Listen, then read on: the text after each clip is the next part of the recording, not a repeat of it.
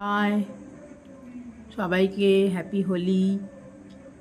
কালকে আমরা বানাতে চলেছি ইডলি, তাই জন্য তোমাদেরকে আজকে আমি দেখাবো যে ইডলি বানাতে কি কি প্রিপারেশন আমাদের লাগে।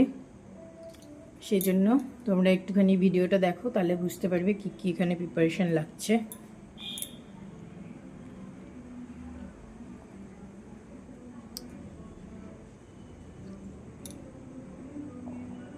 আমি বাদাম আর পোস্ত পেস্ট করে রেখেছি। বাদাম আর পোস্ত দিয়ে এটাকে, কাঁচা বাদাম আর পোস্ত দিয়ে পেস্ট করে রেখেছি, এটা দিয়ে চাটনি বানাবো। এবারে তোমাদেরকে দেখাবো হচ্ছে যে ইডলিটার প্রিপারেশনে কি কি লাগছে।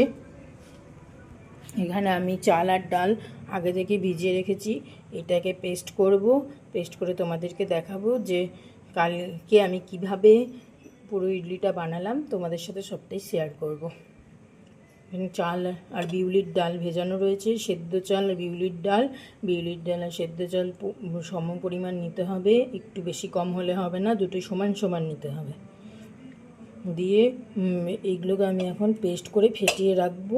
কালকে আমি এগুলোকে তৈরি করব, সেটা তোমাদের সাথে শেয়ার করব কিভাবে তৈরি করব আর কি করে পেস্ট করে ফেটিয়ে রাখলাম, সবই তোমাদের দেখাবো। চালটা ডালটা পেস্ট করে নিলাম, খুব সুন্দর পেস্টটা হয়েছে, একদম মিহি পেস্ট যাকে বলে, যে পেস্ট করা হয়ে গেছে আমার।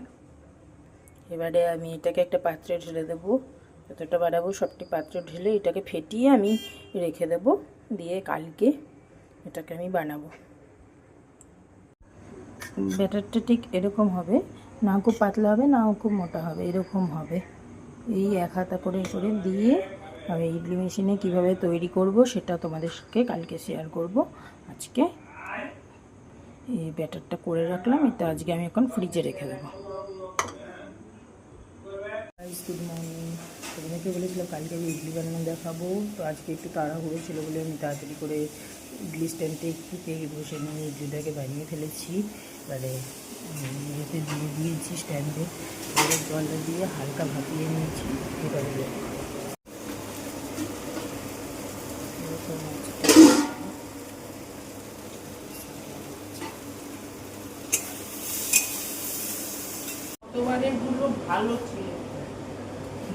এবারে আমি পুরো প্রায় রেডি করে ফেলেছি। এরকমভাবে ইয়েতে দিয়ে এবার কড়াইয়ের মধ্যে এরকমভাবে দিয়ে দেবো, কড়াইয়ের মধ্যে এরকম করে দিয়ে দেবো জিনিসগুলো। সেট হয়ে গেছে, এবার এটা দিয়ে আমি বসিয়ে দিচ্ছি, দিয়ে এটা বন্ধ করে দেবো। এখন এটা ধীরে ধীরে হোক, আমি মেয়েকে খাওয়াতে যাই। আমি ছুরি দিয়ে উঠিয়ে নিচ্ছি, এরকমভাবে গোল করে কেটে দেখিয়ে দিচ্ছি একটা।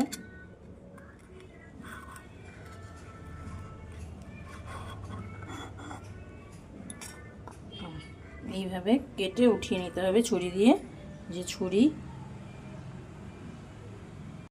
চাটনির প্রিপারেশন রেডি করছি। এখানে আমি দিয়েছি হচ্ছে শুকনো লঙ্কা ফোড়ন আর হচ্ছে সর্ষে ফোড়ন। এবার আমি বাদাম আর কালকে যে বেটে রেখেছিলাম বাদাম আর পোস্ত, সেটা আমি এখানে দিয়ে দিয়েছি, দিয়ে জল দিয়ে এখন আমি নাড়ছি এটা। এবারে আমি এর মধ্যে লবণ আর মিষ্টি দিয়ে ব্যাস টেস্ট করে নামিয়ে দেবো, তাহলেই আমার ইডলির প্রিপারেশন রেডি। যে ইডলি প্রিপারেশন ইজ রেডি।